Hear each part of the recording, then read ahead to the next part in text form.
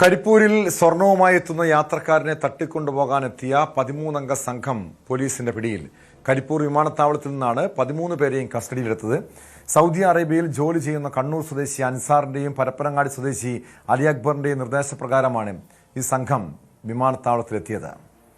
അറസ്റ്റിലായ പ്രതികൾ bomb case, കൊലപാതക ശ്രമം, ഹൈവേയിലെ പിടിച്ചുപറി തുടങ്ങിയ ഗൗരവമേറിയ കുറ്റകൃത്യങ്ങളിൽ നേരത്തെ ജയിലിൽ കിടന്നവരാണ്.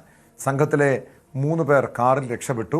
2 കാറുകളും ഒരു സ്കൂട്ടറും ഉൾപ്പെടെ പിടിച്ചെടുത്തിട്ടുണ്ട്. വിവരങ്ങളുമായി മലപ്പുറത്ത് നിന്ന് CV അനുമോദ് ചേരുന്നു. അനുമോദ്, ചെറിയ ഇടവേളയ്ക്ക് ശേഷമാണ് ഇങ്ങനെ ഈ സ്വർണ്ണക്കടത്ത് വീണ്ടും സജീവമാകുന്നത്. അത് സ്വർണം പൊട്ടിക്കലൊക്കെ കുറേ നാളുകളായി നമ്മൾ കേൾക്കുന്നതാണ്. പക്ഷേ ഇതിനായി പ്രത്യേക സംഘങ്ങൾ തന്നെയുണ്ട്. അതിൽ കൊട്ടേഷൻ, ക്രിമിനൽ പശ്ചാത്തലമുള്ളവരാണ്. ഈ 13 പ്രതികളെക്കുറിച്ചുള്ള കൃത്യമായ വിവരങ്ങൾ പോലീസ് പങ്കുവയ്ക്കുന്നുണ്ടോ? മാത്രമല്ല 3 പേർ രക്ഷപ്പെട്ടിട്ടുണ്ട്. ഇതെങ്ങനെയാണ് പോലീസിന് ഇതുമായി ബന്ധപ്പെട്ട വിവരം ലഭിച്ചത്? ഇവർ ഈ സ്വർണം പൊട്ടിക്കാൻ വേണ്ടി എത്തിയവരാണെന്ന വിവരം പോലീസിന് എങ്ങനെയാണ് ലഭിച്ചത്?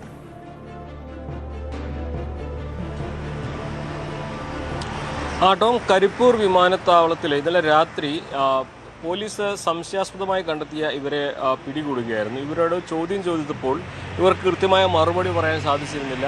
ആ ഒരു സാഹചര്യം സംശയത്തിൻ്റെ അടിസ്ഥാനത്തിൽ ഇവരെ പിടികൂടുകയായിരുന്നു. തുടർന്ന് ഇവരുടെ മൊബൈൽ ഫോണും മറ്റും പരിശോധിക്കുകയും ഇവരെ കൂടുതൽ ചോദ്യം ചെയ്തപ്പോഴാണ് സ്വർണം പൊട്ടിക്കാനാണ് ഇവരെത്തിയത് എന്ന് പോലീസിന് വ്യക്തമായത്. ഇവരുടെ കൂട്ടത്തിലുള്ള 3 പേർ ഇവരെ പിടികൂടിയതിൻ്റെ പശ്ചാത്തലത്തിൽ വിമാനത്താവളത്തിന് പുറത്തു കടന്ന് ഒരു സ്വിഫ്റ്റ് കാറിൽ രക്ഷപ്പെടുകയും ചെയ്തിട്ടുണ്ട്. ഈ പിടിയിലായതിൽ 13-ൽ 10ഓളം പേർ കണ്ണൂർ, കോഴിക്കോട് ജില്ലക്കാരാണ്. 2 പേർ മലപ്പുറം ജില്ലക്കാരാണ്.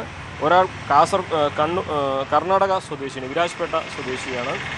ഇവരൊക്കെ തന്നെ പലതരം ക്രിമിനൽ കുറ്റങ്ങളിൽ ഏർപ്പെട്ടവരും പിടിച്ചുപറി മുതൽ മറ്റ് ഗൗരവമാർന്ന കുറ്റങ്ങൾ ചെയ്തവരുമാണെന്നാണ് പോലീസ് പറയുന്നത്. മുമ്പ് അവരുടെ ക്രിമിനൽ ഹിസ്റ്ററി അപ്രകാരമാണെന്നാണ് പോലീസ് പറയുന്നത്. ഇവർക്ക് നിർദ്ദേശം നൽകിയത് കണ്ണൂർ സ്വദേശിയും പരപ്പനങ്ങാടി സ്വദേശിയുമാണ്. 2 പേരാണ് ഇവർക്ക് നിർദ്ദേശം നൽകിയത്. കണ്ണൂർ സ്വദേശി അൻസാറും പരപ്പനങ്ങാടി സ്വദേശി അലി അക്ബറുമാണ് ഇവർക്ക് ഈ സ്വർണം പൊട്ടിക്കാനുള്ള നിർദ്ദേശം നൽകിയത്.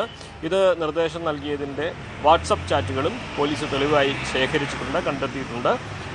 ഇതിൽ ഏറ്റവും പ്രധാനപ്പെട്ട ഒരു കാര്യം കണ്ടെത്താനുള്ളത് ഇനി 3 പേരെയാണ്.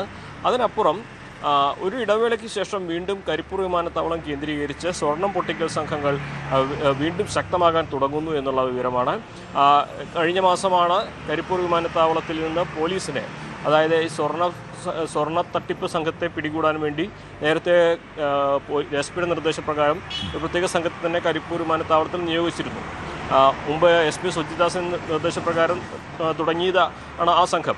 അവരുടെ പ്രവർത്തനമൊക്കെ കഴിഞ്ഞ മാസം നിർത്തിവെച്ചതായിട്ടുള്ള വിവരമുണ്ടായിരുന്നു. അപ്പോൾ അതിനുശേഷം വീണ്ടും ഈ സ്വർണം പൊട്ടിക്കൽ സംഘങ്ങൾ വീണ്ടും കരിപ്പൂരിൽ ശക്തമാകുന്നു എന്നതിൻ്റെ വലിയൊരു ഉദാഹരണമാണ് ഇന്നത്തെ ഈ ഒരു 13 പേരുടെ അറസ്റ്റ്. അതിൽ തന്നെ മറ്റൊരു പ്രധാനപ്പെട്ട കാര്യം, അനുമോദ്, ഒരു കാലത്ത് ഈ കൊടുവള്ളി സംഘമായിരുന്നു ഈ സ്വർണ്ണക്കടത്തിനും സ്വർണം പൊട്ടിക്കലിനും ഒക്കെ നേതൃത്വം നൽകിയിരുന്നത്. ഇപ്പോൾ ഈ പിടിയിലായ 13 പേർക്ക് കൊടുവള്ളി സംഘവുമായി ബന്ധമുണ്ടോ? അതോ മറ്റാരെങ്കിലുമാണോ ഇതിന് പിന്നിൽ? കാരണം കണ്ണൂർ സ്വദേശികളാണ് ഇവർക്ക് നിർദ്ദേശം നൽകിയത്, ഈ കൊട്ടേഷൻ നൽകിയതെന്ന് തന്നെയാണ് മനസ്സിലാക്കാൻ കഴിയുന്നത്. പക്ഷേ ഇവർക്ക് കൊടുവള്ളി സംഘവുമായി ബന്ധമുണ്ടോ?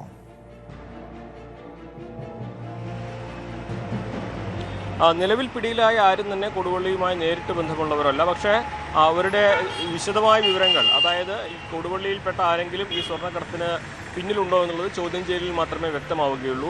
നിലവിൽ പിടിയിലായ ആരും തന്നെ കൊടുവള്ളിയുമായി നേരിട്ട് ബന്ധമുള്ളവരല്ല. അവർ കോഴിക്കോടുള്ളവരുണ്ട്, കണ്ണൂരിലുള്ളവരാണ് ഭൂരിഭാഗം പേരും എന്നുള്ളതാണ് പ്രധാനം. നമുക്കറിയാം, കണ്ണൂരിലൊരു കൊട്ടേഷൻ സംഘം, ഈ സ്വർണം പൊട്ടിക്കൽ സംഘമൊക്കെ ഒരു കാലത്ത് വലിയ തോതിൽ തന്നെ ചർച്ചകളിൽ വന്നതാണ്. കണ്ണൂരിലുള്ളവരെ പിടികൂടിയതാണ്. 45 പേരെ വരെ കരിപ്പൂരിൽ നിന്ന് പോലീസ് പിടികൂടിയിട്ടുണ്ട് പല കാലങ്ങളിലായിട്ട്. ഇതൊക്കെ തന്നെ കണ്ണൂർ അർജുനായെങ്കിയൊക്കെ ഇത്തരം സ്വർണം പൊട്ടിക്കൽ കേസിലൊക്കെ മുമ്പ് പിടിയിലായ ഒരു ചരിത്രമുണ്ട്, നമുക്കറിയാം. അങ്ങനെ കണ്ണൂരിലെ ഒരു സംഘമാണ് ഇപ്പോൾ കരിപ്പൂർ കേന്ദ്രീകരിച്ച് ഇത്തരം കേസുകളിൽ സജീവമായിട്ടുള്ളത് എന്നാണ് പോലീസ് നൽകുന്ന ഒരു പ്രധാനപ്പെട്ട വിവരം. ഇതിന് ഈ സ്വർണം പൊട്ടിക്കൽ ഇടക്കാലത്ത് നിന്നെങ്കിലും ഇപ്പോൾ വീണ്ടും ഉയരാൻ കാര്യം, ആ സ്വർണത്തിന് ഇറക്കുമതി തീരുവ 16%, 6-ൽ നിന്ന് 16% കേന്ദ്രം ഉയർത്തിയിട്ടുണ്ട്. അതിന് പറയാൻ 3% GST. അപ്പോൾ 1 കിലോ സ്വർണം മാർക്കറ്റിൽ, ഇന്ത്യയിലും വിദേശത്തുമായ മാർക്കറ്റിൽ വെക്കുമ്പോൾ 24 ലക്ഷം രൂപയുടെ വ്യത്യാസമുണ്ടെന്നാണ് പോലീസ് പറയുന്നത്. ഈ 24 ലക്ഷം രൂപയുടെ വ്യത്യാസം വലിയ ഒരു സംഖ്യ തന്നെയാണ്. അതുകൊണ്ട് തന്നെ കൂടുതൽ സ്വർണ്ണക്കടത്ത് സംഘങ്ങൾ ഇനിയുള്ള ദിവസങ്ങളിൽ സജീവമാകാനുള്ള സാധ്യതയും പോലീസ് മുന്നിൽ കാണുന്നുണ്ട്. ഇറക്കുമതി തീരുവ കുറച്ചപ്പോഴായിരുന്നു സ്വർണ്ണക്കടത്ത് കുറഞ്ഞത്. പക്ഷേ ഇപ്പോൾ ഇറക്കുമതി തീരുവ കൂട്ടുകയും GST കൂടി അതിന് കൂടെ ഉൾപ്പെടുത്തുകയും ചെയ്തതോടെ 24 ലക്ഷം രൂപയുടെ വലിയൊരു വ്യത്യാസം വിദേശത്തും ഇന്ത്യയും തമ്മിൽ സ്വർണ്ണത്തിൽ ഉണ്ടാകുന്ന സാഹചര്യത്തിൽ ഇനി നിയമവിരുദ്ധമായി സ്വർണം കടത്താനുള്ള ശ്രമങ്ങൾ കൂടുമെന്ന് തന്നെ വേണം വിലയിരുത്തുവാൻ. പോലീസിൻ്റെ നിഗമന അപ്രകാരം തന്നെയാണ്. എന്നാലും പോലീസ് കരിപ്പൂർ കേന്ദ്രീകരിച്ച് കൂടുതൽ മുൻപ് ഉണ്ടായിരുന്നത് പോലെ ഒരു സംഘത്തെ നിയോഗിച്ച്, സ്ക്വാഡിനെ നിയോഗിച്ച് പണ്ടത്തെ പ്രവർത്തനങ്ങൾ തീർച്ചയായും അങ്ങനെയെങ്കിൽ ഈ കണ്ണൂർ സ്വദേശികൾ ഈ സംഘത്തിന്, ഈ കൊട്ടേഷൻ സംഘത്തിന് നിർദ്ദേശം നൽകിയത് ഈ ഗൾഫിൽ നിന്നും ഒരാൾ സ്വർണവുമായി ആണല്ലോ. അതുമായി ബന്ധപ്പെട്ടാണല്ലോ പോലീസ് അന്വേഷണവുമായി ഇവിടെ എത്തിയത്. പക്ഷെ അങ്ങനെയാണെങ്കിൽ ആ സ്വർണം കൊണ്ടുവന്ന ആളെ കണ്ടെത്തേണ്ടതല്ലേ? ഇത് നേരത്തെ നമുക്കറിയാം, ഈ കസ്റ്റംസിൻ്റെയൊക്കെ പരിശോധന കഴിഞ്ഞ് പുറത്തിറങ്ങുമ്പോഴാണ് കരിപ്പൂർ വിമാനത്താവളത്തിന് പുറത്ത് വെച്ച് പോലീസ് ഇത്തരം സ്വർണ്ണവേട്ടയൊക്കെ നടത്തുന്നതും. അങ്ങനെയെങ്കിൽ ആ സ്വർണം എത്തിച്ച ആളെ കണ്ടെത്തേണ്ടതുണ്ട്. അതുമായി ബന്ധപ്പെട്ട് അന്വേഷണം നടത്തുന്നുണ്ടോ?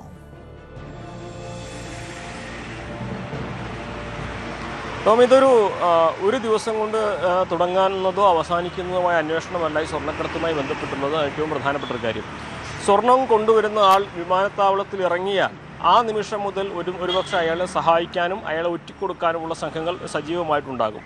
പോലീസ് ഈ 13 പേരെ പിടികൂടി എന്ന് അറിഞ്ഞ ആ നിമിഷം തന്നെ ഒരുപക്ഷെ ഇയാൾ സ്വർണം മറ്റേതെങ്കിലും വഴി ഉപേക്ഷിക്കുകയോ അല്ലെങ്കിൽ മറ്റേതെങ്കിലും വഴി കടത്തുകയോ ചെയ്യാനുള്ളൊരു സാധ്യത തള്ളിക്കളയാനാകില്ല. ഇതാരാണ് എന്ന കാര്യത്തിൽ ഇപ്പോഴും സംശയമുണ്ട്. കാരണം ഇപ്പോഴും പൂർണ്ണമായിട്ട് ഈ കടത്തുകാരനെ കണ്ടെത്താനായിട്ടില്ല. നേരത്തെ ഒരാളെ കാണുന്നില്ല എന്നുള്ളൊരു പരാതി കരിപ്പൂർ പോലീസ് നൽകിയെങ്കിലും ഇപ്പോൾ അയാളുടെ കുടുംബം തന്നെ പറയുന്നത് അയാൾ ഒരു വിവാഹത്തിന് പോയതാണ്, അയാൾ തിരിച്ചെത്തിയിട്ടുണ്ട്, ഞങ്ങൾക്ക് പ്രശ്നമില്ല എന്നുള്ളതാണ്. അപ്പോൾ ഇത് സംബന്ധിച്ച് ദുരൂഹതകളുണ്ട്. ആര് സ്വർണം കടത്തുന്നതിനെ സംബന്ധിച്ച് ദുരൂഹതകളുണ്ട്. ഇതെല്ലാം കൃത്യമായ സ്വർണ്ണക്കടത്ത് സംഘങ്ങൾ തന്നെയാണ് ഈ വിവരങ്ങളൊക്കെ പോലീസിന് കൈമാറുന്നത്. ഒരു സംഘം സ്വർണം കടത്തുന്നത് അറിയുന്ന മറ്റൊരു സംഘം പോലീസിന് വിവരം ചോർത്തി കൊടുക്കുക. അങ്ങനെയാണ് ഈ സ്വർണ്ണക്കടത്ത് സംഘങ്ങൾ പിടിയിലാവുന്നത്. അപ്പോൾ ഇത് സംബന്ധിച്ച് കൂടുതൽ അന്വേഷണം നടക്കേണ്ടതുണ്ട്. ഈ ഒരു സംഘത്തിൽ ആരൊക്കെ ഉണ്ടായിരുന്നു, വിദേശത്തു നിന്നുള്ളവരുടെ നിർദ്ദേശപ്രകാരമാണ് ഇപ്പോൾ പിടിയിലായവർ ഈ ഒരു നീക്കത്തിന് മുതിർന്നിരിക്കുന്നത് എന്നാണ് പോലീസിന് കൊടുത്ത മൊഴി. സ്വാഭാവികമായിട്ടും ആരെയാണ് ഇവർ പിടികൂടാൻ വന്നത് എന്നുള്ള കാര്യത്തിൽ കുറച്ചുകൂടി വിവരങ്ങൾ നമുക്ക് ഇവരെ ചോദ്യം ചെയ്യുന്ന അടിസ്ഥാനത്തിൽ പോലീസിന് ലഭിക്കുമ്പോൾ നമുക്ക് ലഭ്യമാകുമെന്നാണ് കരുതുന്നത്. എന്താണെങ്കിലും ഇതിൽ ഏറ്റവും പ്രധാനപ്പെട്ട ഒരു കാര്യം, കരിപ്പൂർ വീണ്ടും സ്വർണ്ണക്കടത്ത് സംഘങ്ങളുടെ കേന്ദ്രമായിട്ട് മാറുന്നു എന്നുള്ളതാണ്.